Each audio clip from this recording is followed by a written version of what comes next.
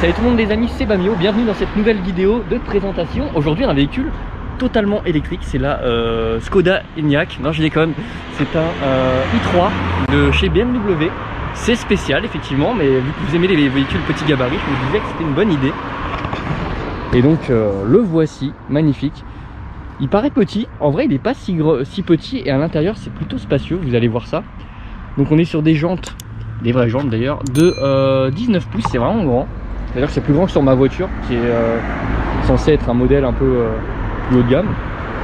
Donc ça a une petite autonomie de 200 km. Alors le design il faut aimer, hein. C'est très arrondi, c'est un peu spécial, ça sort un petit peu de l'ordinaire de chez BMW. Mais en vrai je trouve que c'est pas dérangeant, je vous montre juste pendant qu'il n'y a pas de voiture le côté gauche. Et la calandre, regardez-moi cet avant. Alors on aime ou on n'aime pas, hein. C'est très arrondi, c'est un peu spécial, ça sort un peu. Alors on retrouve bien sûr la signature, la calandre signature de chez BMW, mais c'est vrai que bon, on aime ou on n'aime pas. Moi j'avoue que je suis pas fan, quitte à avoir un véhicule électrique, je préfère vraiment le style, le design de la Honda i. C'est vrai que c'est un petit kiff. Je vais vous montrer le coffre pendant que j'y pense. Et voilà, donc c'est pas un coffre électrique comme sur la plupart des BM. D'ailleurs oui, je vous avais pas dit, mais c'est un véhicule qui fait 1200 kg à vide, donc avec la batterie etc. C'est vraiment pas mal, c'est pas si lourd que ça.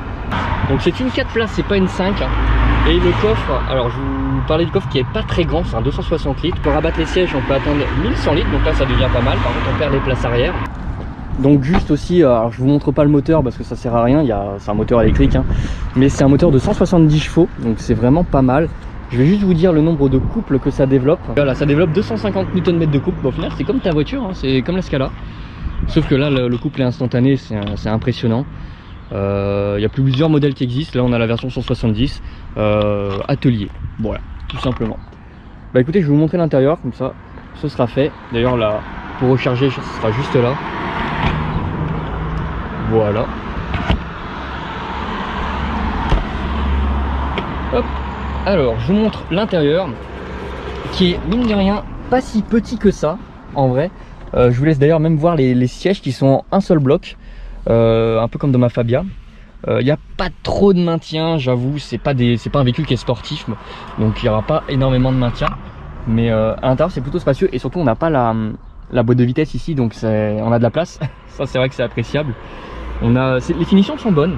En vrai les finitions sont super bonnes, même je vous montre les portières, ça fait très polysirène.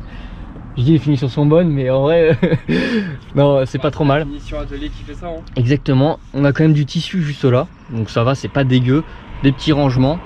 On a une boîte à gants d'ailleurs, voilà, qui s'ouvre par le dessus, pourquoi pas. Donc elle est équipée bien sûr de la clim, on a pour la radio ici, c'est vrai, alors je sais pas si je peux peut-être start. Je vous montre aussi l'écran qui est très vieillot, qui se règle avec la molette tout simplement. Et ok d'accord, ça c'est parce que je suis en mode non même pas. Enfin bref, en gros le menu est très vieillot, même le compteur juste là il est un peu vieillot. Mais en soi le reste c'est bien équipé, Bluetooth etc, il y a tout ce qu'il faut. Le porte-gobelet qui est sous la coudoir, on en a également un ici, il n'y a pas trop de problème à tes soins. Et puis voilà, l'arrière je vous montre 2 places seulement. On a les porte-gobelets, pas d'accoudoir central. Voilà. Par contre ciel de toit blanc, c'est vrai que c'est rare chez BM et c'est bien pour la lumière, donc je vous montre un petit peu. Sinon niveau équipement il n'y a pas grand chose à l'arrière, il n'y a pas grand chose à dire. Si, je vais vous montrer un truc quand même assez magique. C'est si vous voulez ouvrir la porte arrière, vous me dites mais comment je fais? En fait vous êtes obligé d'ouvrir la porte avant et ensuite simplement de tirer la poignée pour ouvrir la porte arrière. Et il y a très peu de place, alors je sais plus comment il m'a dit, je vous mettrai en bas le nom de cette ouverture là. C'est un peu comme les Mazda RX-8 au final. Et c'est pas mal, mais le problème c'est qu'il faut ouvrir la porte avant pour ouvrir les portes arrière. Mais bon c'est pas grave. Voilà, je vous montre, pas de clim non plus à l'arrière. Non, c'est pas mal niveau équipement etc, c'est pas trop mal, ça change un petit peu comme genre de véhicule. Donc voici tout ce qu'il y avait à savoir là-dessus. J'ai sûrement oublié des infos mais vous avez le principal. Et comme alors je vous le dis je crois après, mais c'est un véhicule qui là actuellement a 18 000 km et coûte 20 000 euros. Donc c'est pas 22 000 km pardon, et coûte 20 000 euros, donc c'est pas grand chose. Ça va encore, pour un véhicule électrique c'est très honorable. La batterie en plus est garantie 10 ans à la date de première immatriculation. Donc bah c'est propre. Voilà. Bon, on va passer à la conduite, c'est parti. Oh, ça freine de ouf. Mec, ça freine de ouf. C'est celle-là que je kiffe de ouf. Vas-y, achète. Hein. Alors, par contre, le truc de malade, c'est que regarde le pare-brise. Le pare-brise, mais il est gigantesque. Il est immense. Et surtout, on voit bien devant nous. T'as une visibilité, elle est incroyable. Juste le tableau de bord, mec. Je kiffe, c'est spacieux, c'est beau. Ça fait zéro bruit, bon, c'est normal, c'est une électrique. Petit test de la Volkswagen ouais, bien sûr. BMW, lol. Du coup, on est sur un petit test de la BMW i3. Voilà. Et là, regarde, conduite à une pédale. Et là, ça s'arrête. Ah, ça, c'est incroyable. Par contre, le clignotant s'enclenche pas. Ah ouais. Donc en fait, au bout d'un moment, je pense qu'il se retire tout seul. Ou alors c'est... Ouais, voilà, en fait, il n'y a pas de clic. Ah ouais. Ah, ou je pense qu'il y est, mais ouais, juste ça. Je pense qu'il y est, mais il doit être très léger, quoi. Non, vraiment, il n'y a rien, quoi. C'est ouf. Par contre... T'aurais pas dû passer par l'autoroute. Si, je vais faire la boucle.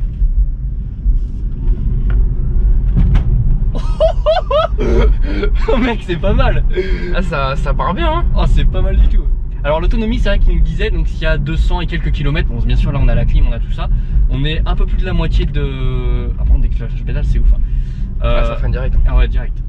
Et donc on est un peu plus de la moitié, il nous dit 113 km restants, sachant que là on va bourriner, on va voir si ça va bien descendre. C'est pas mal. Mais non, enfin on voit bien, enfin on a de la visibilité partout, sauf que j'ai pas réglé le rétro donc je vois rien.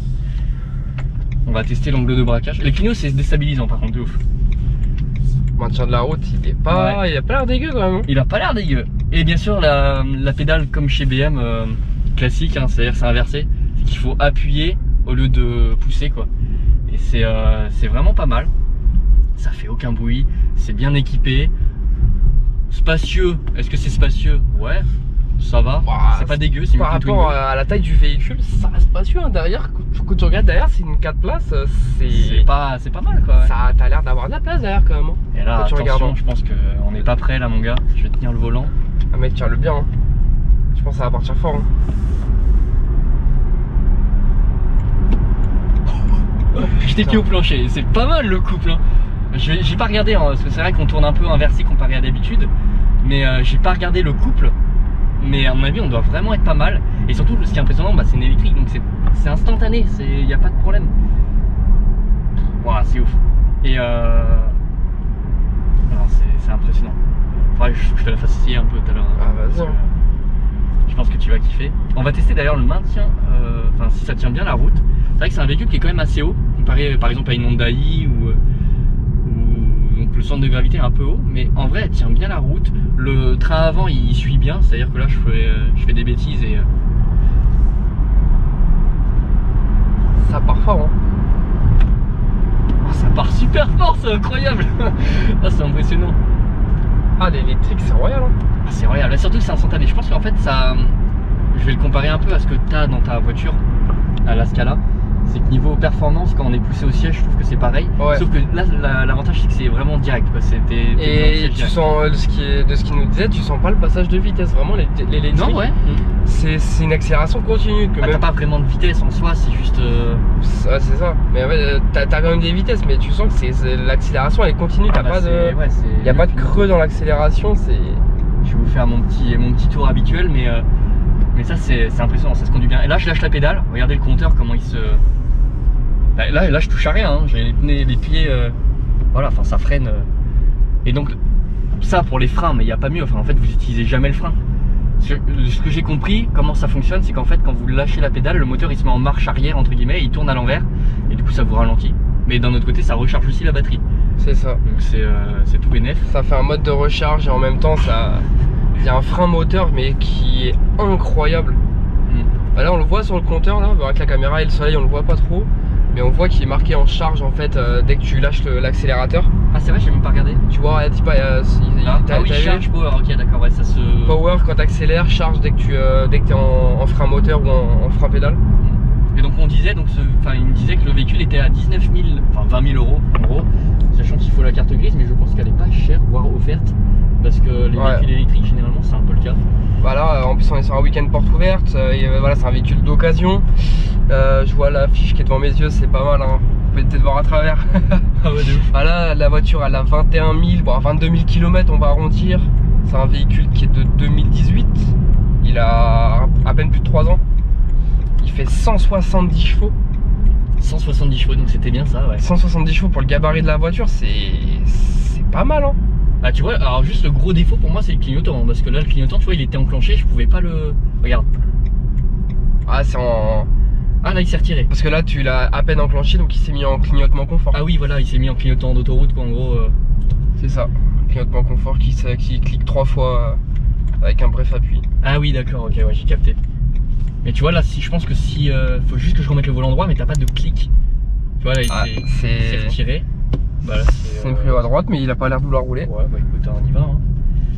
Bah écoute si tu peux te poser un endroit de garer comme ça on fait, tu fais le tour du véhicule hein. Ouais grave carrément. Et puis après je te laisse le volant pour finir. Hop là, la direction est pas mal. Ah, On se met là bah, écoute, hein. ouais on va-y hein. On reste pas longtemps hein.